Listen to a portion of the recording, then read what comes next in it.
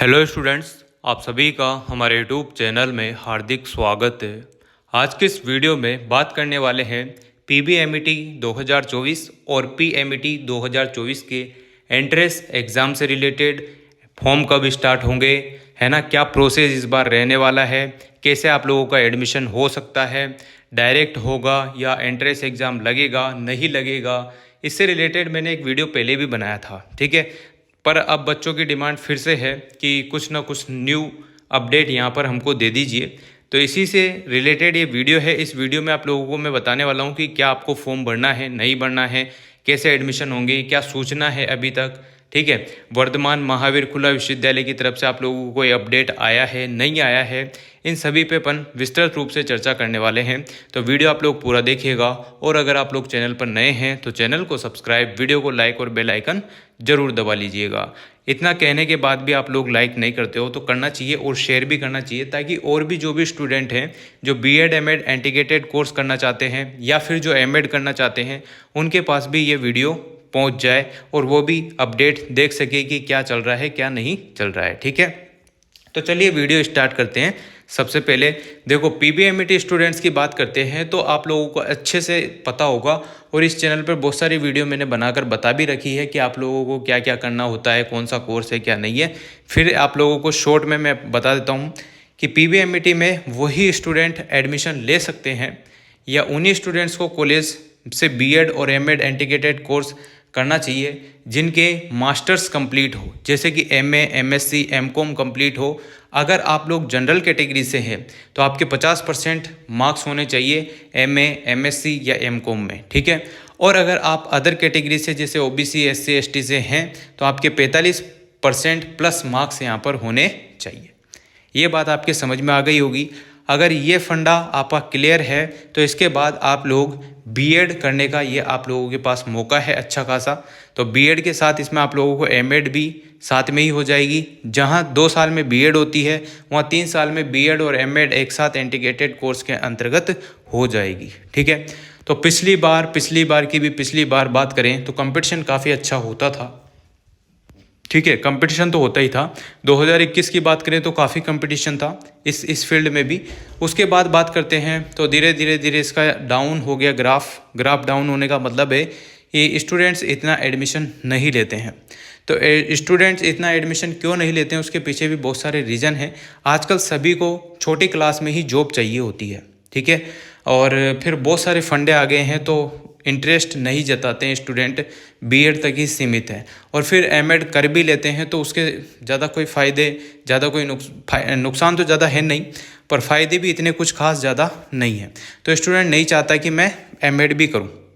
बहुत सारे स्टूडेंट चाहते हैं कि मैं कर लूँ, बहुत सारे नहीं चाहते हैं। सबके अलग अलग थिंकिंग है, सबके अलग अलग नज़रिया है, सबके अलग अलग सोच है।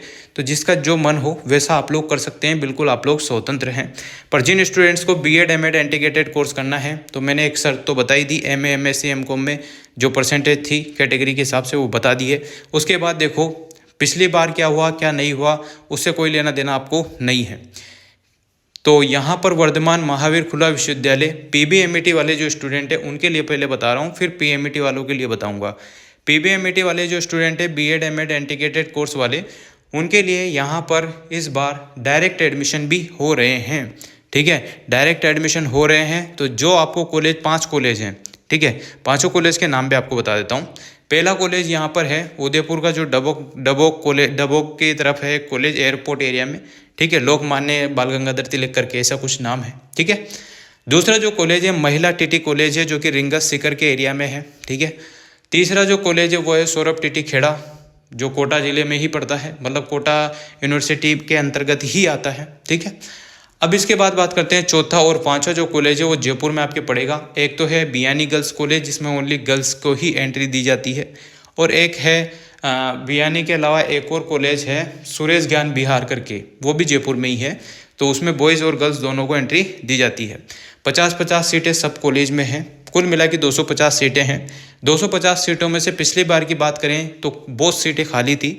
बहुत सीटों का मतलब यह है कि अगर 250 सीटें हैं तो कुल मिला के 200 स्टूडेंट हुए होंगे या 150 स्टूडेंट हुए होंगे। 100 सीटें फिर भी खाली रही होगी या 50 खाली रही होगी, पर कुछ ना कुछ सीटें तो खाली रहती ही है, हर बार का सिस्टम है।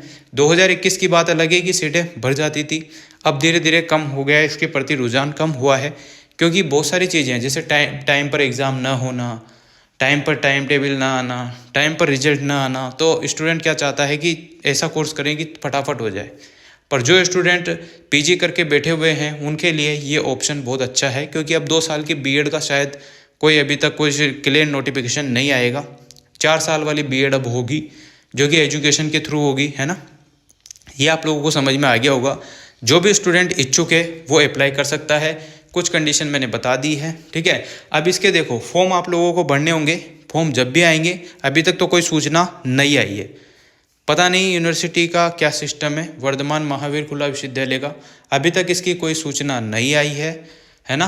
डायरेक्ट एडमिशन इसके हो रहे हैं। एक बार आप लोग जो भी कॉलेज मैंने बताए हैं पीबीएमईटी स्टूडेंट्स के लिए, वो जाकर उसमें संपर्क कर लें। अगर आपको कुछ दिखता है ऐसा कि डायरेक्ट एडमिशन भी हो रहे हैं, तो जब भी फॉर्म निकले फॉर्म ज़रूर भर दीजिएगा।